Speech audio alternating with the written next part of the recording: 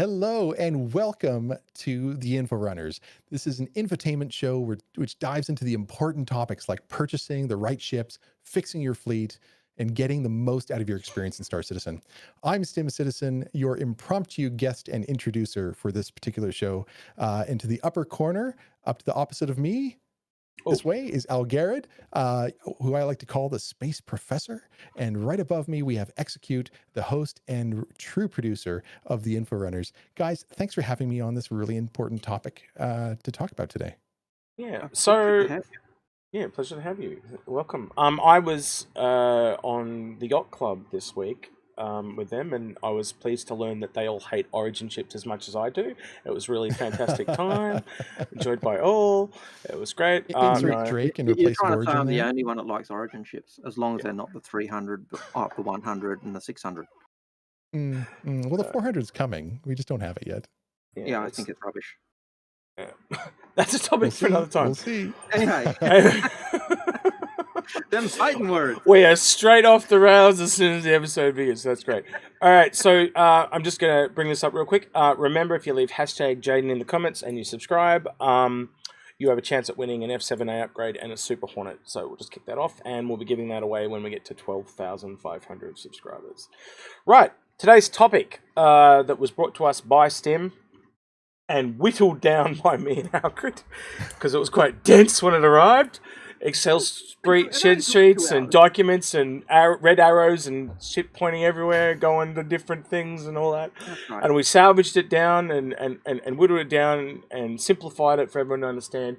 Is basically how are basic professions going to work. So we're going to go over like an overview of what that is. We're going to look at the professions that we took. And there was also a few documents we looked back, going back as far as 2013, looking at some quanta videos and stuff like that.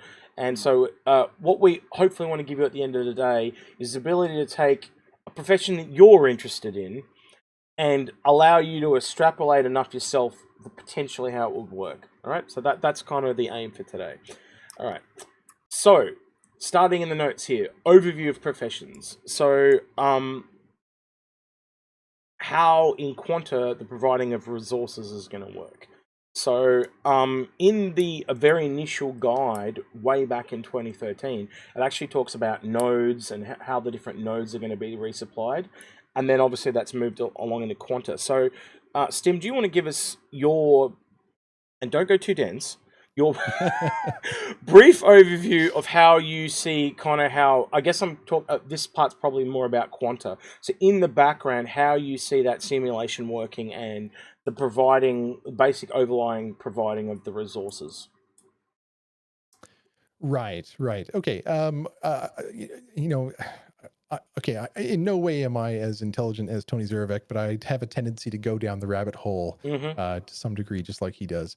And the way I see it is, you either have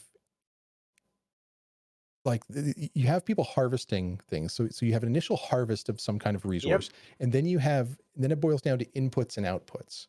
Okay. So whether it's an input to a node or a process, and then an output of something that's created. Okay. And we've seen diagrams where, even people are considered inputs, or morale is an input. So very intangible things that then go into a person to produce a desired result or a desired output. So it can get quite ethereal. But really, when we look at the professions and the way that the economy is tied into the professions, that's really what the backbone is of this discussion. It's easiest to start by looking at the physicalized resources. And so you have the harvesting, you have the processing, whether it's breaking down or enriching and growing or improving, and then you have that output. And so you can look at all of the various professions as ways of processing and improving those materials. So the first thing I would start off with is, we were going to talk when we put down the notes here, we were talking about how we were going to dive into the most physicalized 3 professions that are all tied together, and those are mining, salvage, and repair. Yep. So, and they're probably the most especially with mining, is probably the most worked out one at the Fleshed out. moment. Yeah, fleshed out. Yeah, Which is definitely. another reason why we Yeah, picked that. While you were actually just doing your intro, I want to cut in here because I go actually for just it. thought of this, and it was while you were talking about that, the intro of the profession, the gathering resources and providing, and talking about morale being a, a, a resource as well. In the in that 2013 document on the economy, one of the things was that hauling would actually be something that would actually influence or could influence morale. So if a place had low morale, you'd take luxury goods there, and that would increase the morale. And so those types of things are also going to have a really big impact just on regular hauling. Taking the luxury goods to a location or taking X to a location is going to impact all of those aspects. And it was just something I thought of as you were talking. Just had to mention it. All right, I'm going to take this conversation back because we've jumped ahead a little bit. So I'm going to take us back a bit. So basically, the providing of resources can be done through players, or it can be done through NPCs, and that's kind of like how Quanta is going to work. And to the point that if you want to do the inverse of that, human players will be able to have a cause and effect where they can cut off the resources, and that will actually have other interactions, like the law will get involved, pirates can get involved, stuff like that. So there is a cause and effect nature to how this supply chain can work. And a really simple version that kind of affects a little bit of what we're going to talk about when we use the terms inputs and outputs and stuff like that is interacting with a player is very different from interacting with an NPC or a character, because they are part of the code. And so when you interact with code, it is very different from how you act with a player. And so we might use slightly different terminology. And the terminology I got, this is what we kind of agreed to, is the 6 words you'll hear are gathering, crafting, transporting, inputs, outputs, and items. Right? And that like to kind of go through what that means is gathering is basically a profession where you collect something, where you harvest something, where it could be something like mining, or it could be salvage of correcting wrecks, stuff like that. Crafting is taking one of those resources and turning them into something else. Crafting can also be taking someone else's crafted resource and turning that into something else. And then transporting is obviously just the moving of goods from A to B. The items is the thing that you take as a craftable, or as you give as an output to whether it's to yourself or to another player that they can consume. And an input is pretty much just the gathering or crafting incoming, basically. All right, I think that kind of the next step. Yeah. So that basically is the broad overview of what we're talking about, right? So to break that down now into the 3 professions that we know the most about, which is what Stim was hinting at, is the mining, the salvage, and the transporting. So from your perspective, Stim, do you want to give us the mining inputs? Yeah. So, well, I want to talk very generally about how they quickly relate to one another. Yep. So the first thing is mining and salvage are very similar in that they are both gathering, gathering and then crafting. Really, it's sort of destructing that down. And the whole point is that they're going towards a base item, base item that can be used to then construct or craft something more. So additive crafting, or right, or transformative crafting. So you've got, and we've seen that in salvage. We've seen that in other games, haven't we? So whether it's Certainly. World of Warcraft or Eco or a whole bunch of other games that I've played. And Conan or any of those. So get your raw mine, turn it into bars, that type of thing. Right. So you start with your base building block items, like it's a metal bar or it's a wooden plank or it's that's something that's used, but it starts off as a tree. So you have to destruct it down to its base materials, then make a wooden plank, and then that wooden plank can be used to construct a house. So mining is getting the ore and ending up with bars or ingots. Salvage is taking a ship and then breaking it down to, again, those mines and ingots. And then you have repair, those bars or ingots. And then you have repair that then takes those bars and ingots and helps to create or like repair a ship or build more items.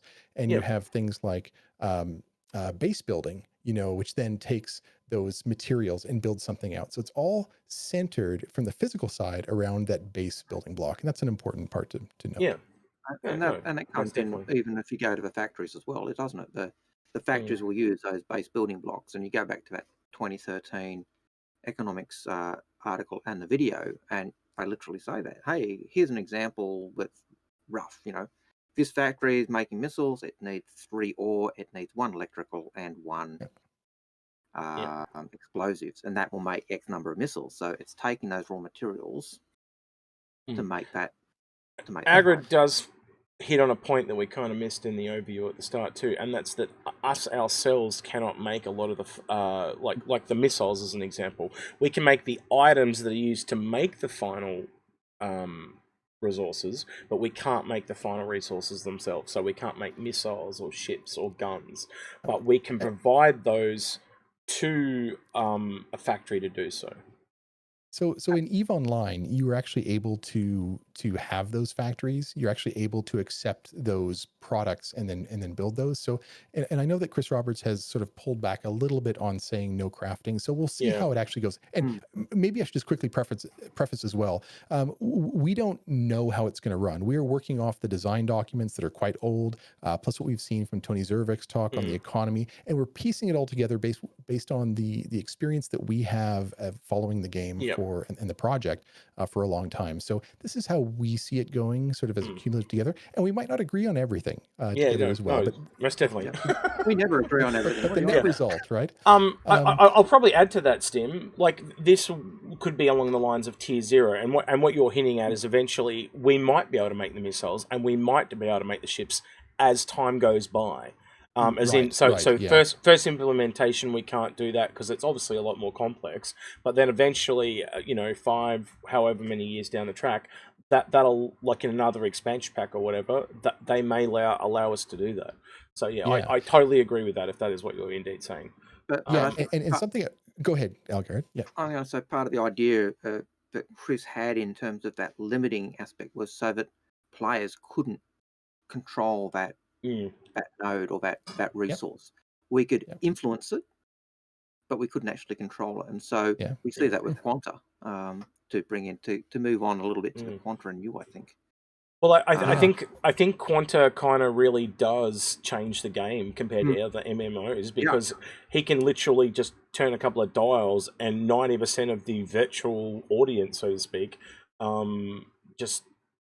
we can't beat 90%. We're only 10%. So, but even at its base level, if you try to cut off a factory, and you're just trying to cut the players off from getting there, but Quanta will actually start supplying it. Or if that factory is just not working, there's another factory that's making it a lot. So it's not the only places that are making those resources, or the only mining nodes, or the only refinery modes. And so you cut off one, the AI are going to use another one to make sure that's supplied. And so we can't just cut one area off completely. And that's one of the things that Tony Zervik is really trying to do with the way Quanta works and the whole profession aspect. Keep it as open as we can. All right, so let's move back to our mining example. So I just want to get that example down so people can understand what we're talking about. So we've got mining inputs coming in as ores that are collected by the player. The machine itself, so let's say we're on a reclaimer, and it's even going to be different from ship to ship. I do want to point that out as well. Because say if you're on a Vulcan, not a Vulcan, Vulture, God, I'm terrible with those. I always mix the same letter ships up all the time. Prospector, see, I'm that bad, I'm not even on the same thing. I'm on salvage. Yeah, sorry. So yeah, prospector. You would collect it in a prospector, you would have to take it to a refinery to get it done. But if you're on an Orion, you could get it yourself and then refine it, craft it yourself, where with the prospector you can only do the gathering portion, right? And then the output for that after it's refined is you can either hand on the refined ore to someone else that they can then craft further, or you could just sell the ore. That's your output, right? And then let's look at salvage. It's very similar with salvage. You're inputting wreckage.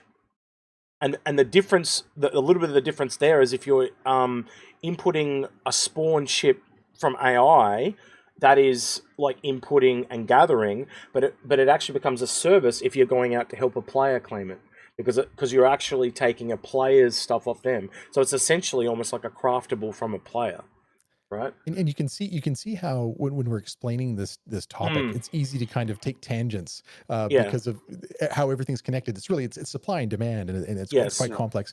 The output from salvage is effectively scrap. Mm-hmm. Now there's also, you can get whole components as well, which are usable. So there's, some aggregate or Yep. bulk Yep. scrap that you can do, and then there's also Yep. higher value items. But the net result is you do have an input and you do have an output, and it ties Yep. into kind of like a Lego block system of Mm-hmm. the economy. And the overarching expression here is to explain how that works in its entirety and how it all works together. And the Moving on to crafting. repair. Sorry, I was going to say before we move on, the crafting for salvage is very similar to the crafting for mining, though. Like you said in your example when you were talking about the nodes and all that, you are refining that down in a reclaimer back to the metal ores, and back to a base and component. yeah, and if you're in a Vulcan. Sorry, not a Vulcan. Vulture. I'm really bad with that. Vulture. It's the same as a prospector. You've got to take it to a refinery to get it done. So you can see this is a hard thing to explain, because as soon as you change the ship, the process of how things work totally change. And I just want to bring that up. So yeah, let's move on to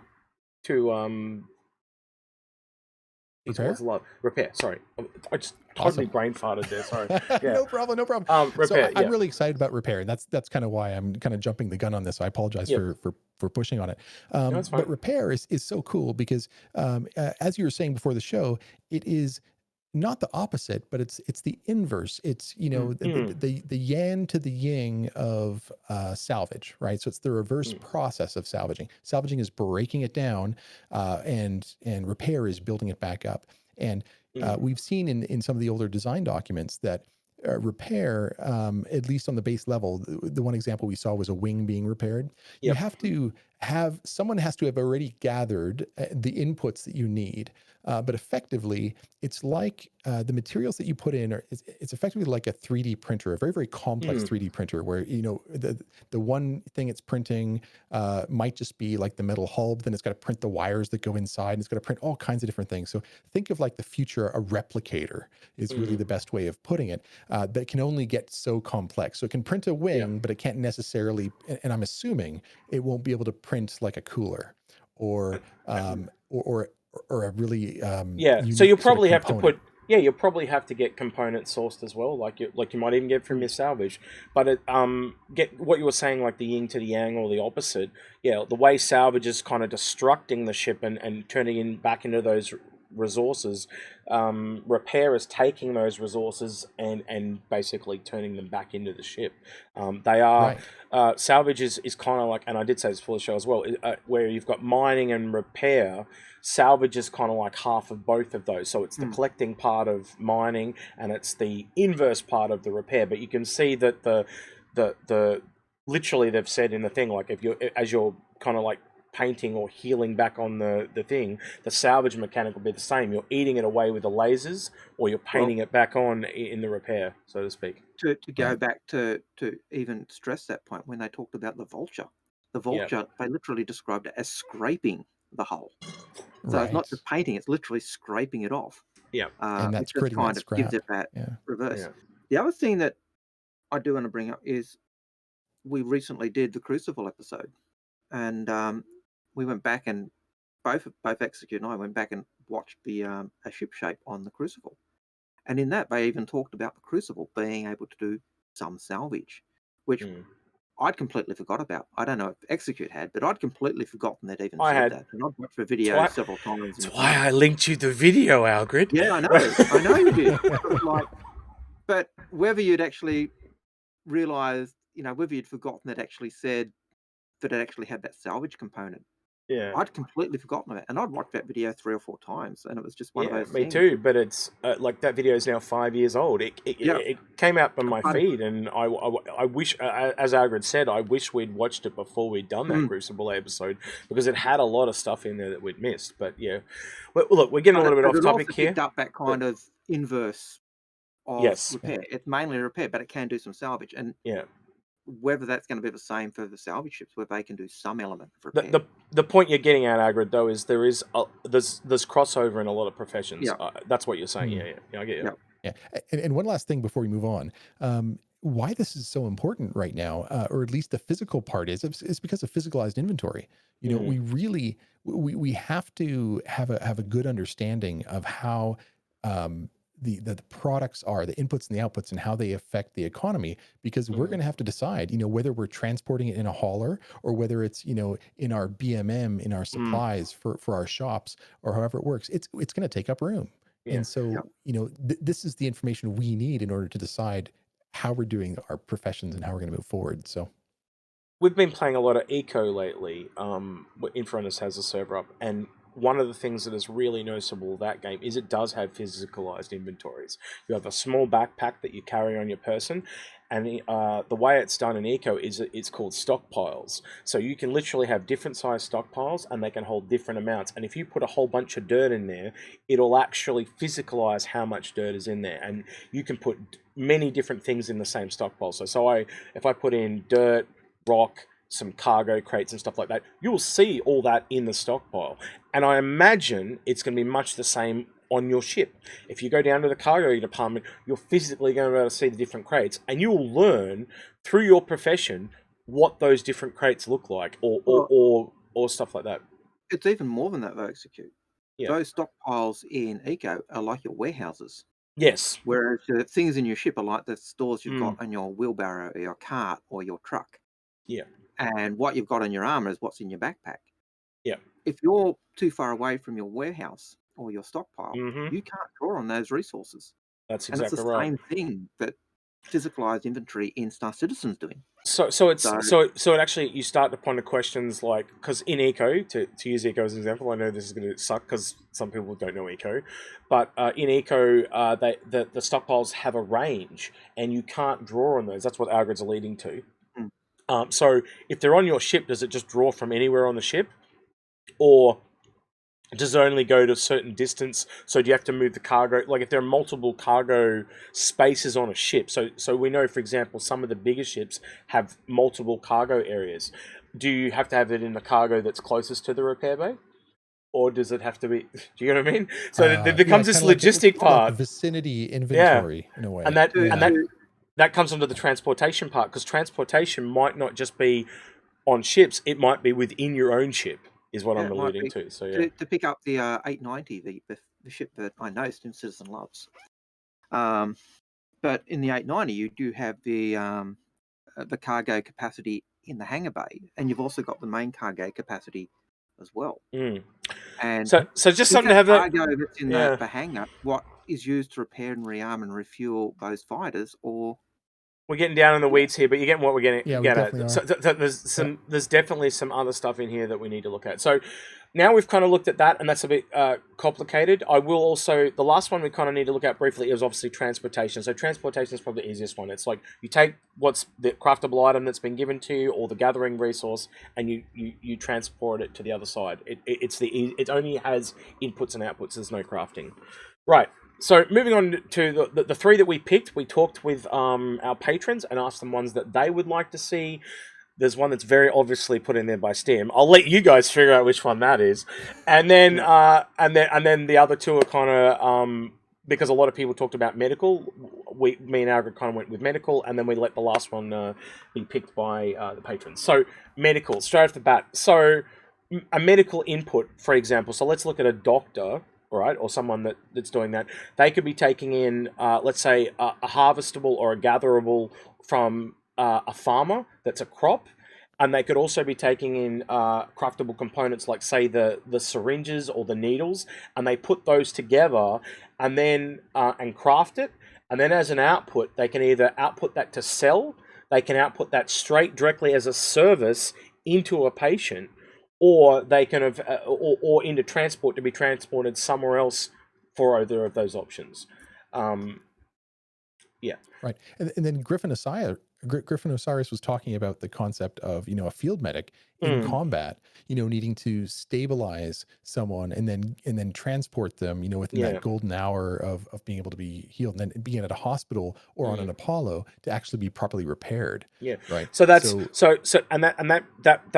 actual conversation has brought the whole thing about the AI versus players, because if you're going out to an AI, that is not a service. But if you are going to a player, that's a service, because you're basically doing something for someone else. But when they're AI, it's literally code, so it's literally it's like a craftable.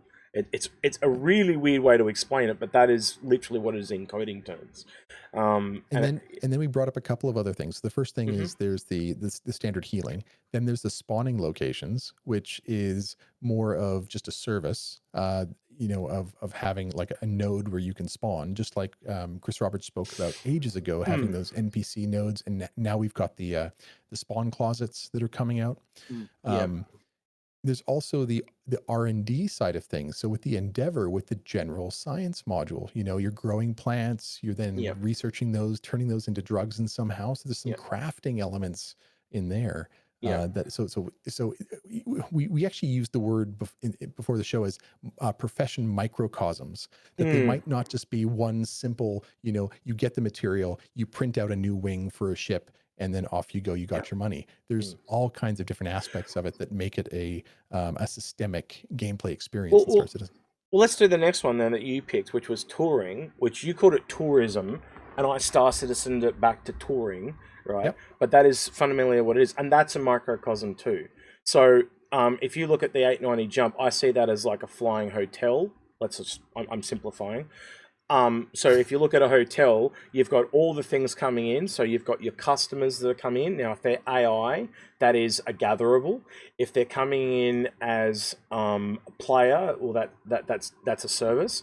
And if they're coming, if you've also got the food that comes in, the cooks, there's even a microcosm just in the kitchen, because that is a chef. Yeah. So that comes in, they craft the food, then go to the guests. They transport the food to the table with the waiters. You know what I mean? So even at the little point, you've got every element in the gathering. And then you've got the poor guy that's got to clean the dishes at the end. He's got to gather up the dirty dishes. So it goes in reverse. And then transport them back in the kitchen. Yeah. So to put it in the earlier one, that's your mining versus, or your repair versus salvage. The cook is repairing and sending it out, and the waiters salvaging the plates and sending them back. So and that's just the kitchen. You've also got like the renting of the rooms. Now that's probably where a hotel is different. That becomes a service, because you're providing that room that you've purchased for a certain amount of time. But it is a service.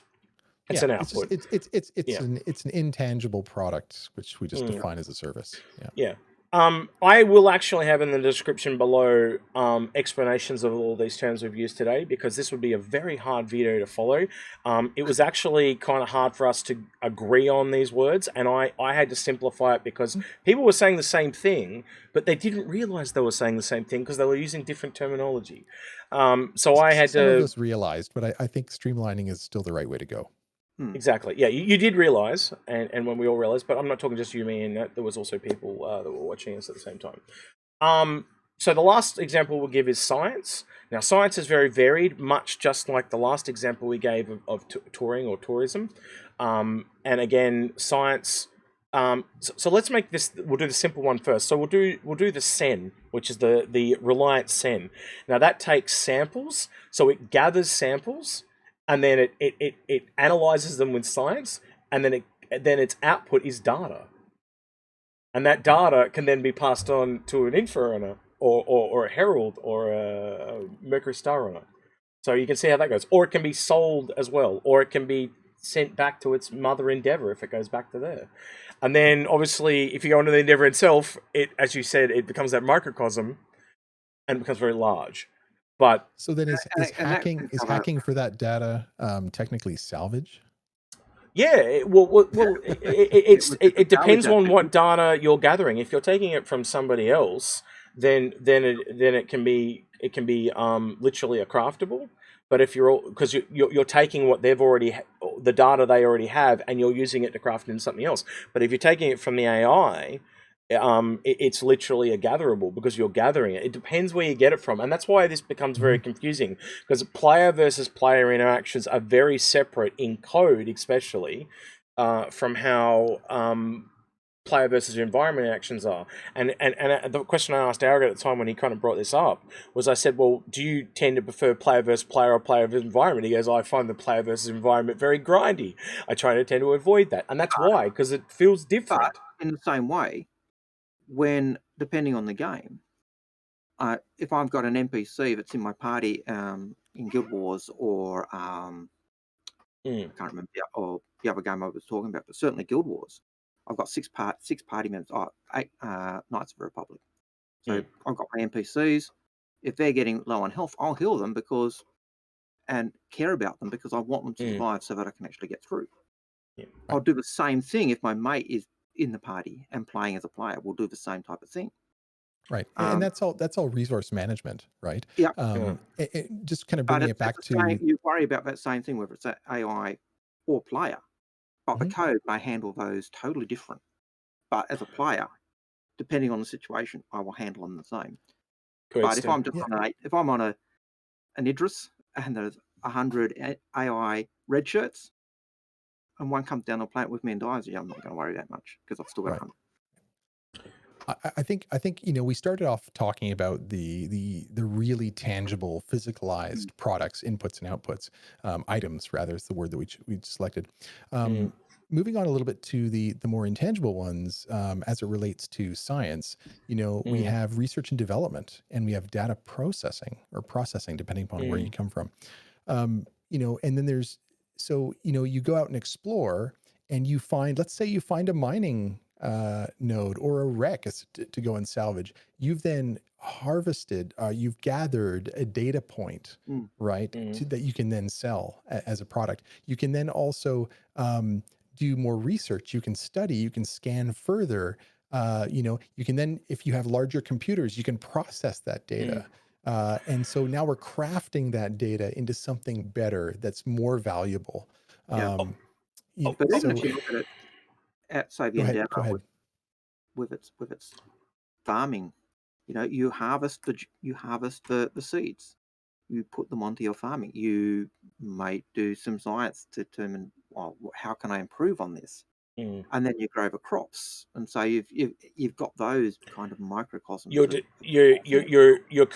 microcosm. You're also describing layers where you get all this crossover, and to kind of bring this whole conversation full circle. Way back at the start, one of the very first things you mentioned, Stim, was morale. Now, very simply, using tourism, if someone goes on a vacation, their morale's going to pick up. So just much like the inverse of salvage and repair, if your morale goes down over time, which is just a natural thing as it goes down, or if you live in a really shitty place like, say, Hurston, and the living requirements are really shit, where, say, you lived on someone like Microtech, maybe it's really high morale, so it just doesn't go down as slowly.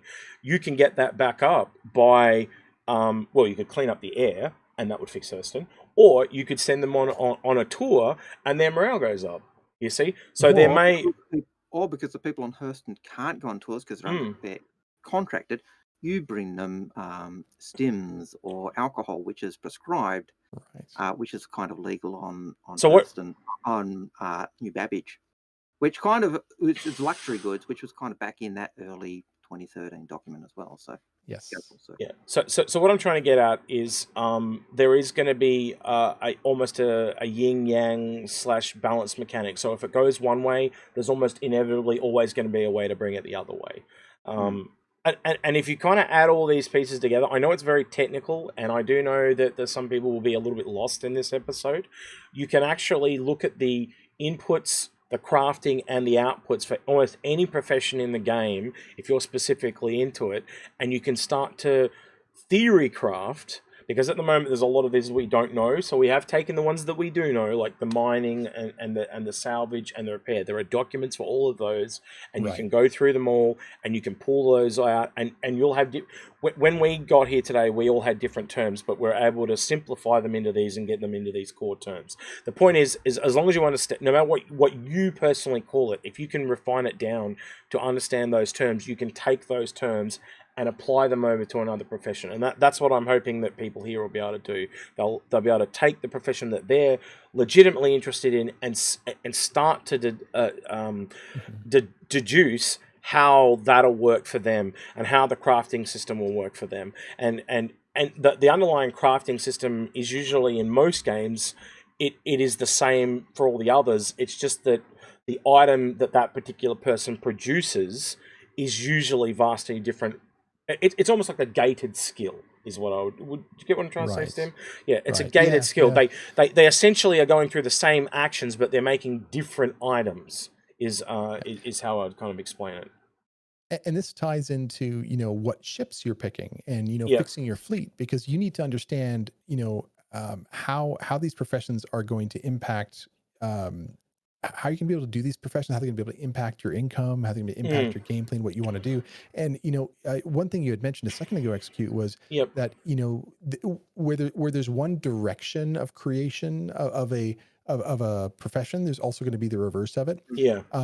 That's true in most cases, where there's, like, to add on to that, there's going to be credit sinks in the game. Yep. Right? Things like ammo, right? Yeah. So when you look at fuel and repair and ammo, like, basically take the Vulcan, that particular ship, just tying it into what your fleet's going to do. Yeah. You're creating that, you're reloading, you're transporting, so you're hauling, rather, you're fueling, you're repairing, you're getting ammo. But then there's these sinks where, people expend this ammo in combat, they expend this fuel in doing combat maneuvers, and then in repair you can see the damage that they're taking as expending that repair as well, or at least creating the demand for further repair. And that goes across to mining, with non-combat. You go in, you're doing mining, your equipment wears out, you've got to repair it or replace it. That's a sink. Your crew, you're out there mining, you're going, whether you've got NPCs or players, you're going to need food and water and oxygen, which you're going to need to replenish. The fuel, you're going to need to replenish. And so there's all of those aspects that, again, sinks. Some will be bigger sinks than others, but they're going to be sinks left, right, and center as well. I think another really big important takeaway, I was trying to get at with the fundamental thing where it's a gated skill. The real big takeaway I want to make that's really landmark for this game is they've stated a lot of the professions are skill based. And I remember way back in the start remember with mining, and they gave the example of the golf swing. Do you guys remember that? And everyone's like, oh yeah. Right. And now mining... Crazy. Yeah, so now you know how mining is. There is a skill to learning how that works. And so therefore, when you go to repair, though essentially you look at repair, and reclaiming, and they are kind of the opposites of each other, they could actually be learned or skill-based in a very different way. And I think the thing that really will differentiate this game from other games, and we cannot speculate on this at all because we just don't know, is how that skill will work, right? So with mining, it's very much this slow, keeping it in this, green zone. It's being patient, and it's careful, and it's cautious. But you might get one where, like, it could literally be like a golf swing. And I'm not saying that that's what they're going to do, but the example I'm trying to give is that is way more reaction based. Right, in my book, mining is a very patient, slow kind of profession, and mining is that. Like, you have to be patient. Like, even now, like they just eat everything and filter everything out, and I think the Orion will be a little bit like that, where it just eats the entire asteroid and just takes everything out of it. Where the prospect is going to be sorting that and getting rid of the dross and keeping the good stuff. I've got to cut you off because I'm going to lose my train of thought. The prospector is more focused, where it goes into the rock and gets just that rare mineral, where the Orion's complete opposite and eats the whole thing. But yeah, sorry, Algid, so what we're going to say. I just had to finish that last bit. I actually said the point. All right, sorry. I thought, Right, finished. you're getting my point I'm though. gonna cut you off. Yeah, so Yeah. if you were to take what eco was and apply skill to it, Mm. I think you're somewhere around about where Star Citizen's going to be, and that's one of the reasons why I've been encouraging so many people to play eco, because it also shows you how you work together and that on a ship and all whatnot. But eco for me is it's one of the first games I looked at and went, this is a real core part of what Star Citizen could have, and it allows you to extrapolate out those basic professions. And I didn't make this topic. Stim brought this topic. I just think eco does work very well within the confines of that. And I think it does, even it just in that physicalized inventory aspect. You see it working, and then also the skills and the different things you need to be able to do the goals that you've got in that game. And you can put all the different professions of Star Citizen into that. So even the different size carts and stockpiles and all that, and cars and trucks and all that stuff that you get in that, you can very quickly switch that over to cargo storage and transportation of ships and all that stuff. So you can again, like this episode in general, you can take one and see how it operates in another, and that's why I've been encouraging people to play that. Sorry, one final point, if you don't mind. Jumping in. Getting back to the physicalized inventory, and that vicinity sort of inventory conundrum. I think how it'll work in Star Citizen is when it's on your person. So when it's something like the armor that you're wearing or the gun that you're grabbing or the civilian clothes, you have to go to a closet and you have to get those out and put them on. Right. When it comes to things it like could also ammo, it could also be you have to take them off to physically hold them in your hand to repair them. It depends on what detail they go to. And that's why we can't go into that level of depth yet, because we don't know what they're going to do with that yet, right? But it could also, and then the other part is what happens when it's an item that's physically bigger than you are. Right, so let me finish if you don't mind. So with the hammerhead, if you are, you've got ammo that's coming, you've got these pallets of ammo, and you've got 4 or 6 turrets that you need to run ammo to, physicalized, ammunition.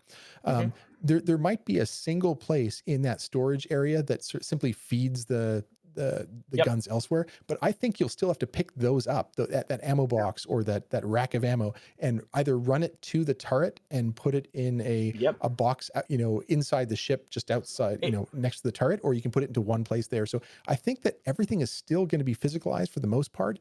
We don't know yet, do we? You're getting it. We really don't know. Unless you get into the point where you're spawning stuff within your ship and you're doing it as a captain. So depending upon where the gameplay goes, and CIG will find that balance between immersion and gameplay fun. You're literally explaining what we were trying to show. So if you're able to look at eco and how eco works, there's different ways things work.